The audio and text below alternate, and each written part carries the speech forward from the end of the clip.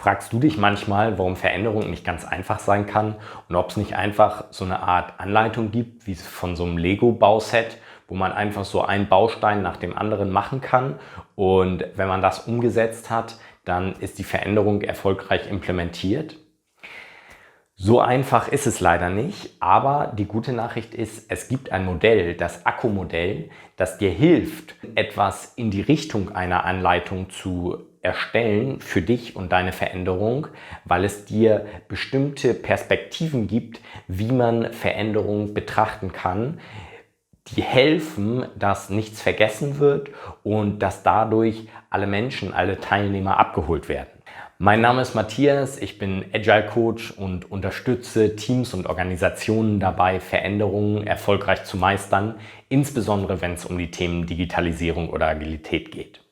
Das Akku-Modell, der Name Akku, kommt von Akteur und Kontext. Das Modell hat 4 Felder. Diese 4 Felder, die werden wir uns jetzt mal Schritt für Schritt ansehen und ein bisschen mit Beispielen füllen, um zu sehen, wie genau dieses Akku-Modell im Veränderungsmanagement, insbesondere wenn es um das Thema Change-Müdigkeit geht, genutzt werden kann und wo es da Mehrwerte bringt. Das erste Feld ist von dem Akteur und das heißt, es hat eine subjektive Perspektive und es geht um das Thema Können und Fähigkeiten. Denn logischerweise, wenn ich mich verändern möchte oder wenn ich möchte, dass andere Menschen sich verändern, das Erste, was sie immer brauchen, ist, sie brauchen die entsprechenden Fähigkeiten. Das heißt, wenn ich zum Beispiel Fahrrad lernen möchte, ich brauche diesen Gleichgewichtssinn. Wenn ich ein neues Computerprogramm lernen sollte, ich brauche vielleicht eine Anleitung und ich muss dann Stück für Stück lernen. Und hier ist es eben wichtig zu prüfen, wenn wir uns eine Veränderung wünschen, haben die Menschen diese Fähigkeit oder müssen sie erlernen und was sind gute Schritte für diese Menschen, dass sie erlernen können. Wenn dies gegeben ist, können wir da sozusagen einen grünen Haken dran machen, können wir sagen, check. Das nächste Feld ist Wollen, Überzeugungen. Denn das kann zum Beispiel sein, dass ich zwar Fahrrad fahren könnte, aber überhaupt keine Lust habe, Fahrrad zu fahren, weil ich eigentlich viel lieber spazieren gehe oder Auto fahre. So, und das heißt, solange es mir jetzt nicht sehr sinnvoll erscheint, mit dem Fahrrad zu fahren, werde ich das nie machen, wenn Wollen oder Überzeugungen fehlen. Das heißt, dann fehlt auch immer eine Motivation dafür. Das heißt, sich darüber Gedanken zu machen, sehen die Menschen in dieser Veränderung einen Sinn und sind motiviert, auch sie mitzugehen. Zusätzlich dazu, dass sie die richtigen Fähigkeiten haben, ist ein nächster weiterer wichtiger Schritt.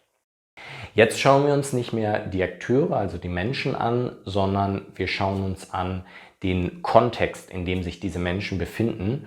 Und da ist natürlich die Frage, gibt dieser Kontext die richtigen Rahmenbedingungen her? Das heißt zum Beispiel, wenn ich mir wünsche, dass meine Mitarbeiter ein neues Computerprogramm nutzen, haben sie Zugang zu diesem Computerprogramm? Können sie sich da einloggen?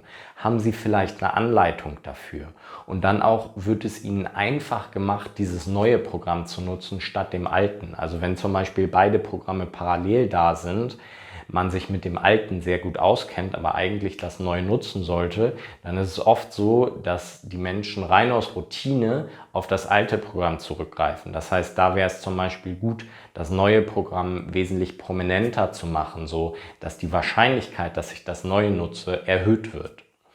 Und auch alles, was mit Geh- und Verboten zu tun hat, fällt hier rein. Also sich zu überlegen, gibt es irgendwelche Geh- und Verbote, die vielleicht die Menschen daran hindern, die Veränderungen, so wie wir sie uns wünschen, umzusetzen. Der letzte Part ist ein ganz wichtiger Part, das ist Vorbilder. Das heißt, wenn ich mir Veränderungen von den Menschen wünsche, zeige ich diese Veränderung auch selbst. Das heißt, gehe ich diese Veränderung auch mit. Also ganz plakatives Beispiel, wenn ich mir beispielsweise von meinen Mitarbeitern wünsche, dass sie respektvoll miteinander umgehen und beispielsweise regelmäßig pünktlich im Meeting sind, bin ich das denn selber als Führungskraft oder als Change Manager? Weil wenn ich oft 5 Minuten später komme und dann gleichzeitig aber von meinen Mitarbeitern erwarte, dass sie immer pünktlich sind, das klappt ganz einfach nicht. Das zum Beispiel was ich kürzlich auch falsch gemacht habe. Also wir haben unseren Teams immer erzählt, sie sollen auf maximal 3 Themen fokussieren und ich persönlich in dem Team, wo wir gearbeitet haben, da hatten wir 5 oder 6 Themen, auf die wir fokussiert haben. Und da zu schauen, dass man eben das, was man sich wünscht von den Menschen, auch wirklich vorlebt, ist ein ganz, ganz wichtiger Punkt. Wie kannst du dieses Modell jetzt ganz konkret nutzen? Lass uns dazu doch gerne mal ein Beispiel aus der Praxis betrachten. Stell dir vor, und das habe ich in der Vergangenheit erlebt, 2 Teams sollen zusammengelegt werden. So, wenn wir uns jetzt den ersten Quadranten angucken, die Fähigkeiten. Haben die Teams die Fähigkeit zusammenzuarbeiten? Wahrscheinlich schon. Also sie können miteinander reden, sie haben die notwendige Softwarekenntnis.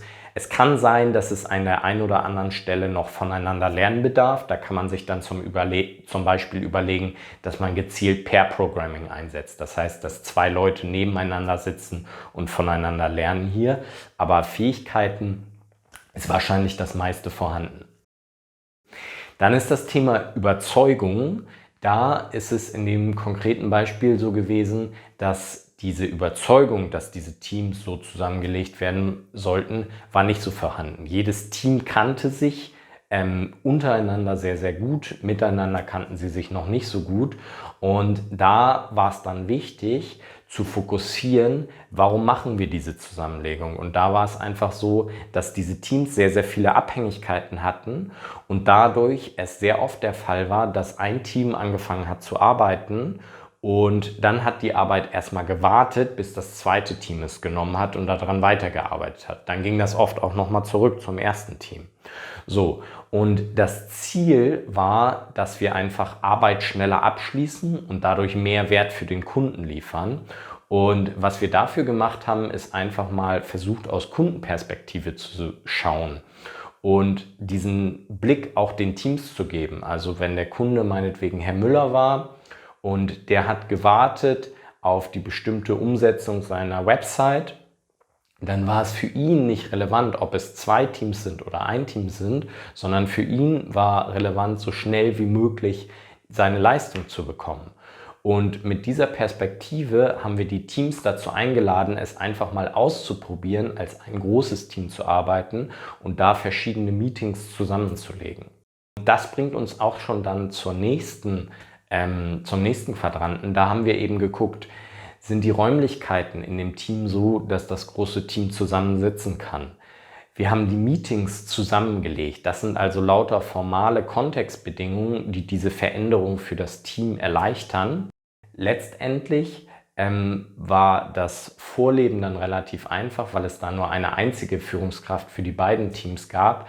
Aber ein Beispiel wäre hier, wenn es zum Beispiel verschiedene Teamleiter etc. gegeben hätte, dass die sich eben auch zueinander setzen, miteinander setzen, am besten mit den Teams zusammen und dann eben gemeinsam gucken, wie man diese Veränderung, dass diese Teams gemeinsam arbeiten, umsetzt und zum Beispiel auch immer alle mit einbeziehen. Das heißt, ich kann als Teamleiter nicht mehr erst zu Team A gehen und dann zu Team B gehen, sondern ich muss immer alle mit einbeziehen, damit sie sich wirklich auch als Team fühlen. Also das ist da so ein Beispiel zur Veränderung.